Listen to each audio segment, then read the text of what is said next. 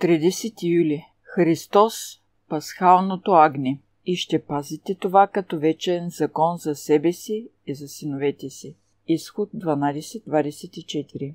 Имало е доста голям брой египтяни, които чрез показаните знамения и чудеса в Египет са били убедени да признаят, че боговете, на които са се покланили, са нямали нито знание, нито сила да спасят или унищожат, и че Богът на евреите е бил единственият истински Бог.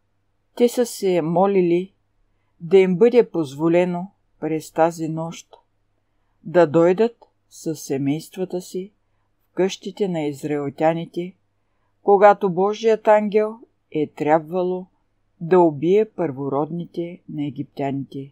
Евреите са приели приветливо тези вярващи египтяни в домовете си, а те са обещали от тук нататък да изберат Бога на Израел за техен Бог, да напуснат Египет и да отидат с израелтяните да се поклонят на Господа.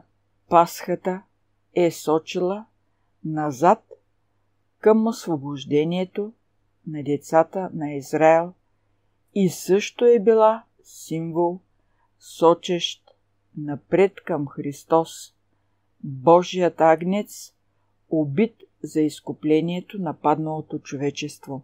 Кръвта, поръсена върху стълбовете на вратите, е изобразила предварително изкупителната кръв на Христос, а също и постоянната зависимост на грешниците от заслугите на тази кръв за защита от силата на Сатана и за окончателно изкупление. Христос е ял пасхалната вечеря със своите ученици точно преди неговото разпъване на кръста и същата нощ е установил обряда на Господната вечеря, който да се празнува в памет на неговата смърт. След участие в Пасхата с учениците си, Христос е станал от масата и им е казал: „Твърде много съм желал да ям тази Пасха с вас, преди да пострадам.“ Тогава е изпълнил унизителната служба на измиване на краката на учениците си. Христос е дал на последователите си наредба за измиване на краката, която те да практикуват, за да учат уроци по смирение. Примерът с измиването на краката на неговите ученици е бил даден в полза на всички, които биха вярвали в него. Спасението на мъже и жени зависи от непрекъснатото прилагане в сърцата им на очистващата кръв на Христос.